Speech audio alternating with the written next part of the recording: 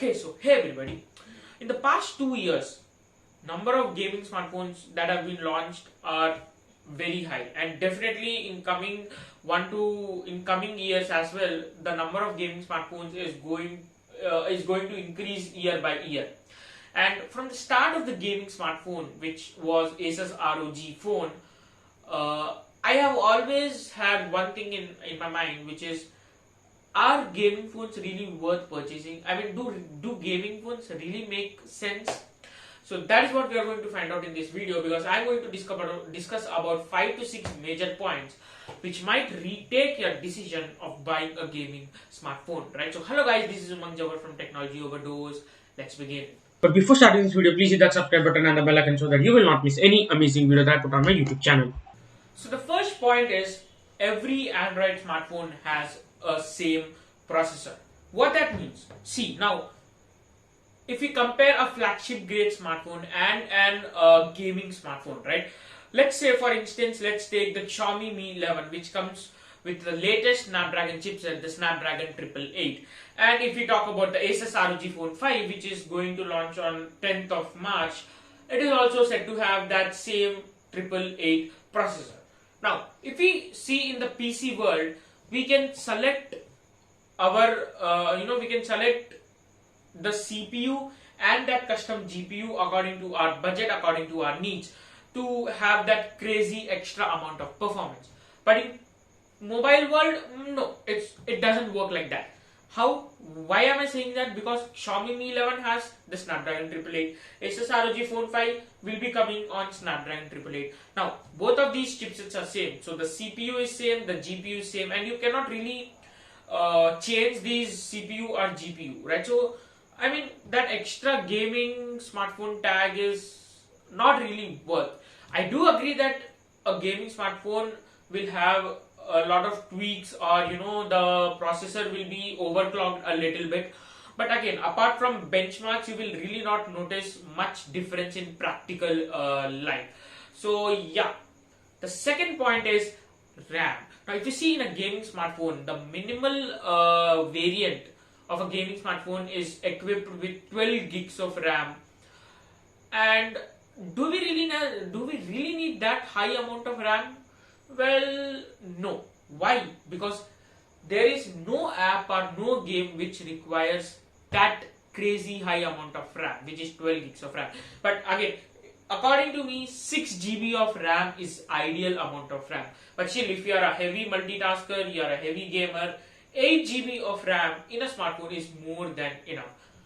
Because, why am I saying that? Because 80 to 85% of users will definitely clear the recent apps when they start heavy graphic intensive games or graphic intensive tasks. So having that 3-4 GB extra amount of RAM really doesn't make that much of a big difference. And then third point is minimal amount of shipments.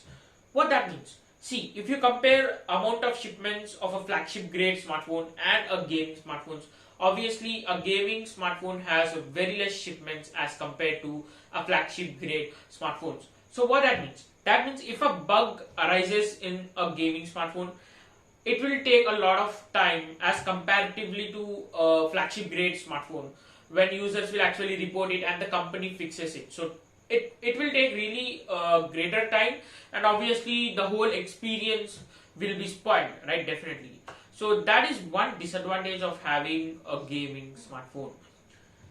Okay, and the next point is higher refresh rate. Now definitely gaming smartphones comes with those crazy high number of refresh rate. Like we had 144 Hz refresh rate in Asus ROG Phone 3. But again, do we really need that high amount of refresh rate? Apart from that smooth scrolling experience, smooth animation, smooth transitions, really having that high amount of refresh rate doesn't make any sense. Why? Because there are really very few apps and few games which actually support this higher refresh rate. And specifically if we talk about high graphic intensive apps or graphic intensive games, I mean, there are really handful of apps which actually support that higher amount of refresh rate.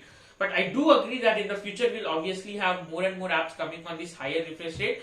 But again, if you see in 2020, and in 2021, the flagship grade smartphones which will be launched in 2021 and which have been already launched in 2020 has higher refresh rate, a basic check. That means almost all flagship grade smartphones has 120 Hz refresh rate, and apart from the numbers, there will be no practical difference between 144 Hz and 120 Hz refresh rate. So having that crazy amount of extra refresh rate also doesn't make any sense. So the next point is, you have only one smartphone for all your needs. Now obviously you purchase a smartphone for what? To make calls, to make messages, to send messages, to click some photos, to play games, to consume multimedia. So for all of these purposes you need a smartphone. And if you go with gaming smartphone, what are the problems that you face? Apart from gaming, obviously the phone is really very bulky due to that heavy amount of battery, and obviously the camera is totally not worth it. So you obviously have these 2 to 3 small disadvantages with a gaming smartphone, which as comparatively in a flagship grade smartphone, it's way better. Like the cameras are better, the weight of the smartphone is very less as compared to gaming smartphone. So overall, a flagship grade smartphone is much of an all-rounder than a gaming smartphone. So what is the conclusion? See, definitely esports community is growing at a great extent, at a great speed. In fact, in 1 to 2 years, there will be a wide establishment of this esports community. So if you are someone who is already in esports mobile community, or thinking to make your career on that esports mobile community, then for you a gaming smartphone might really make sense. But again, 80 to 85% of people generally don't pick their career as esports community. So for them, I think buying a flagship grade smartphone is way more better than a gaming smartphone. Why? Obviously, I've discussed the reasons. Now, you might be thinking that I've told all negatives about a gaming smartphone. But obviously, we do know that there are a lot of positives as well. How? You get a large amount of battery so that you can play for long hours, and obviously you get multiple charging ports so that your flow of gaming doesn't get disturbed. You get extra cooling equipment so that the phone doesn't get much heated. Other than that, there are some gaming oriented things like air triggers, etc., which enhance your gaming experience. But spending 15 to 10,000 extra for having that gaming smartphone tag doesn't really make much sense, isn't really worth, until you are someone who is actually in the esports community, or or planning to go towards that community. So that was my take on the topic, that do we really need gaming smartphones? Do really gaming smartphones make sense?